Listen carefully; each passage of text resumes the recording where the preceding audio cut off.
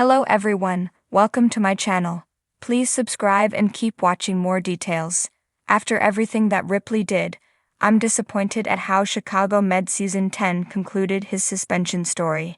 I'm disappointed by the quick resolution to Ripley's, Luke Mitchell, suspension story in Chicago Med Season 10, Episode 16, titled Poster Child. Ripley had been suspended after he got drunk and punched a man who later came to the hospital for emergency treatment due to his serious injuries. When Ripley confessed what he had done, Sharon Esapatha-Murkerson put him on administrative leave. However, it was unlikely that Ripley was facing permanent job loss, since Luke Mitchell is still part of the Chicago Med Season 10 cast. Ripley is not heavily featured in Poster Child, which has him stuck in a hospital bed, recovering from his injuries sustained during a rescue in a previous installment of Chicago Med Season 10. However, Sharon visits him several times with updates about his potential termination from the hospital, ultimately delivering the news that Ripley's heroism at the well canceled out the earlier concerns. Thus, Ripley will be back on duty as soon as he heals sufficiently. I wasn't surprised by the board's decision. A disgraced doctor redeeming himself through an act of heroism is a common medical drama trope. As soon as Sharon mentioned it, it was clear where this story was going. However, I was disappointed that this decision plays out off-screen, with Sharon acting as a messenger, especially since Ripley points out that he knows you recommended against reinstatement. Sharon debating Ripley's fate with other board members would have made for far stronger drama than simply delivering him the message after the fact. Sharon's conflicts with Peter, who is usually the face of the hospital board, have always been among the strongest scenes in Chicago Med. In this case, it would have been especially interesting because of the role reversal. Usually, Peter is more cautious and concerned about liability to the hospital, while Sharon fights for her doctors or for patient care. The only reason I can think of that this wasn't included was that Ripley was confined to a hospital bed and thus couldn't attend. However, discussions of whether to terminate a staff member should be held outside of that member's presence. Additionally, if Ripley needed to be part of these scenes, he could have attended via video chat software, negating the problem of his being unable to leave his hospital bed. Hannah and Ripley's relationship in Chicago Med has been contentious throughout Season 10. Hannah has put too much time and energy into trying to get Ripley to open up to her about the past and stop sabotaging his future. They seem to be in different stages of life, with Hannah having been sober for several years and willing to do whatever it takes to prevent relapse, while Ripley's relationship with his late friend Scully, Daniel Dorr, still drags him into negative and self-destructive behavior. For this reason, I was annoyed that Hannah was considering taking Ripley back after she finally broke things off with him. The well rescue was designed to accelerate this process, which was unfortunate considering that Hannah walking away from Ripley demonstrated an improvement in her respect for herself. This unwelcome storyline is made worse by the fact that Hannah's decision to forgive Ripley after the well incident is not shown on screen. Instead, Hannah is absent during Poster Child, but sends Ripley a text checking on him and promising to visit tomorrow. Ripley's self-destruction and subsequent suspension could have been a powerful story if told correctly. The ending of this story felt rushed, which is unfortunate. Instead of hurrying to get Ripley reinstated, Chicago Med could have stretched the story out through the remainder of Chicago Med Season 10. Ripley being placed on probationary status or being terminated and having to work to get his job back would have allowed for a real redemption story. I might have changed my mind about his relationship with Hannah if Ripley was shown putting effort into ridding himself of self-destructive habits. Instead, Chicago Med ended this storyline almost as quickly as it began. After several weeks of negative behavior, Ripley's suspension and reinstatement were resolved within 3 episodes of each other. Furthermore, most of the action that led to his reinstatement happened off-screen, making it feel even less like a legitimate story.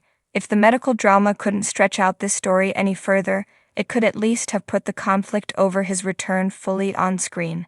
Sadly, this did not happen, making Ripley's suspension storyline feel even more like filler, rather than a real plotline. After everything that Dr. Mitch Ripley did throughout Chicago Med Season 10, the way his suspension storyline concluded was nothing short of disappointing. From the moment he was introduced, Ripley was an enigma. His rugged past, his unorthodox approach to medicine, and his undeniable chemistry with Dr. Hannah Asher had all the makings of a character who could shake things up at Gaffney Chicago Medical Center. But instead of a powerful resolution, the season finale left viewers scratching their heads, wondering why the writers chose such a lackluster ending for one of the most compelling arcs of the season. From the start, Ripley's storyline was set up for something big. As a doctor with a troubled past, he was already fighting against the odds to prove himself. His unorthodox medical decisions, while controversial, often led to life-saving outcomes. He wasn't afraid to challenge hospital bureaucracy or push the limits if it meant helping a patient. However, that same willingness to push boundaries led to his suspension when he directly disobeyed protocol in a high-stakes case. The build-up was thrilling. Fans were left waiting to see how the show would handle Ripley's redemption arc. Would he fight for his reinstatement? Would his colleagues rally behind him? Would he make an emotional plea to Goodwin, forcing her to reconsider? The possibilities were endless. Yet, what we got instead was a rushed, unsatisfying conclusion that barely did justice to the weight of his storyline. When Ripley was suspended, it felt like a true moment of reckoning. His colleagues reacted with shock and frustration. Dr. Archer, who had a complicated but begrudging respect for him, seemed conflicted. Hannah, who had been his biggest supporter, was visibly upset. The stakes were high, but instead of exploring these emotions and allowing Ripley to fight for his place, the show opted for a barely there resolution that felt like an afterthought. In the final episodes, Ripley's return was so anticlimactic that it almost felt as if the show wanted to sweep his entire arc under the rug. There was no dramatic hearing, no passionate monologue where he defended his actions. Nothing. One moment he was gone, the next he was just back. The characters who had been devastated by his suspension barely even acknowledged his return, making the entire storyline feel irrelevant. It was especially frustrating given how much effort Chicago Med put into making Ripley a standout character. The show took the time to explore his backstory, his troubled past, his struggles with addiction, his relentless need to prove himself. His dynamic with Hannah was one of the most compelling aspects of the season, adding layers of tension and emotional depth. Yet in the end, his storyline was wrapped up with a whimper rather than a bang.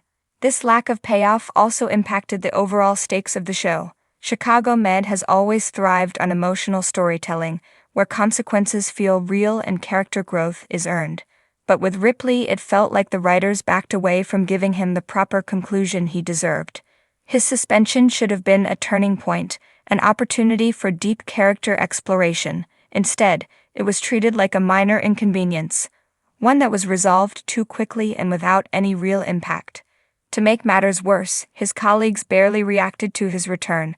Where was the acknowledgement of what he had been through? Where was the tension between him and hospital leadership? Even a simple moment of reflection or a heartfelt conversation with Hannah would have gone a long way in making his reinstatement feel meaningful. But instead, it was as if the show wanted viewers to forget that Ripley's suspension ever happened. The most frustrating part is that Chicago Med had all the elements to make Ripley's arc one of the best of the season. His story was filled with conflict, emotional depth, and moral dilemmas. He was a doctor who truly cared, even if his methods weren't always by the book. He was flawed, yes, but that's what made him interesting, and yet, instead of a gripping resolution, his storyline was pushed aside in favor of more hospital drama that didn't have nearly the same weight. This isn't the first time Chicago Med has struggled with properly concluding major storylines. The show has a habit of building up intriguing arcs only to wrap them up in unsatisfying ways, often leaving viewers wondering what could have been. But with Ripley, it stung even more because he had the potential to be a game-changing character.